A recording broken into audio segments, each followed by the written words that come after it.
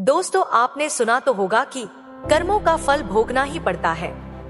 मनुष्य जैसा कर्म करता है वैसा फल उसको मिलता है। एक समय की बात है जब महाभारत के युद्ध में भीष्म पितामह रणभूमि में बाणों की सैया पर पड़े थे। थोड़ा सा भी हिलते तो शरीर में घुसे बाण भारी वेदना के साथ रक्त की पिचकारी छोड़ देते। इस दशा में उनसे सभी परिवारीजन उनसे मिलने आ जा रहे थे। श्री कृष्ण जी भी पितामह को मिलने के लिए आए। उनको देखकर भीष्म जोर से हंसे और बोले, आइए माधव। पितामह ने उनको बैठ जाने का इशारा किया। फिर इधर उधर की बातें होती रहीं। अंततः पितामह ने कहा, हे कृष्ण, आप तो सर्व ज्ञाता है, सब जानते हैं। मुझे ये बताइए, मैंने ऐसा कौन पाप किया था जिसके कारण मुझे इतना भयावह परिणाम भुगतना पड़ा। कृष्ण ने मुस्कुराकर कहा, हे पितामह, आप तो स्वयं त्रिकालदर्शी हैं। आपके पास तो वह शक्ति है जिससे आप अपने पूर्व जन्म देख सकते हैं। आप स्वयं ही देख लेते। तब भीष्म बोले, हे देवकी नंदन, मैं यहाँ अकेला पड़ा और कर ही क्या रहा हूँ। मैंने तो अपने 100 जन्मों को देखा, परंतु मुझे कुछ ऐसा नहीं दिखा जिसके परिणामवश मुझे इतना बड़ा दंड मिले कि मेरा पूरा शरीर बाणों से बिंध गया है। तब श्री कृष्ण मुस्कुराकर बोले, हे पितामह, आपने सिर्फ 100 जन्मों को देखा है, किंतु ये पाप 101 जन्म पूर्व का है। आप ध्यान लगाकर देखिए, आपको उत्तर मिल जाएगा।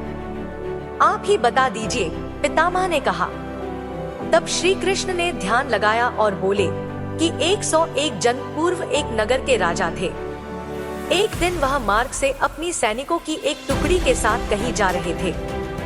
तभी एक सैनिक दौड़ता हुआ आया और बोला, राजन, मार्ग में एक सर्प पड़ा है, यदि उसके ऊपर से गुजरे तो वह मर जाएगा। तब उस राजा ने कहा कि एक काम करो, उसे किसी लकड़ी में लपेटकर झाड़ियों में फेंक दो। सैनिक ने वैसा ही किया। उस सर्प को एक बाण की नोक पर उठाकर एक झाड़ी में फेंक दिया। दुर्भाग्य से झाड़ी कटीली थी। वह सर्प उसमें फंस गया। जितना प्रयास वह उससे निकलने का करता, उतना ही और अधिक फंस जाता। उन झाड़ियों के कांटे उसकी देह में चुभ गए और खून रिसने लगा, जिससे उन झाड़ियों में रहने वाली चींटियां रक्त चूसने लग गईं। धीरे धीरे वह सर्प मौत के मुंह में जाने लगा। 5-6 दिन तड़पने के बाद उसके प्राण निकल गए।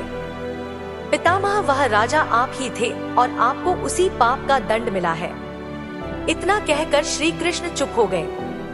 इतना सुनकर पितामह कराहते हुए बोले, माधव, आप तो जानते हैं कि मैंने जानबूझकर ऐसा नहीं किया था। मेरा उद्देश्य तो उस सर्प की रक्षा था। तब यह परिणाम क्यों? श्री कृष्ण बोले, पितामह, हम जानबूझकर क्रिया करें या अनजाने में, किंतु क्रिया तो हुई ना, उसके प्राण तो गए ना। यह विधि का विधान है। जो क्रिया हम करते हैं उसका फल हमें भोगना ही पड़ता है। आपके पुण्य इतने प्रबल थे कि 101 वर्ष बीत जाने के बाद ये पाप उदय हुआ। हमें यह कभी नहीं सोचना चाहिए कि हमें अपने कर्मों फल नहीं मिलेगा। हम कितने भी जतन कर लें, हमें हमारे कर्मों के फल अवश्य मिलेंगे। हमें हमारे पूर्व के कर्मों का फल तो भोगना ही पड़ेगा।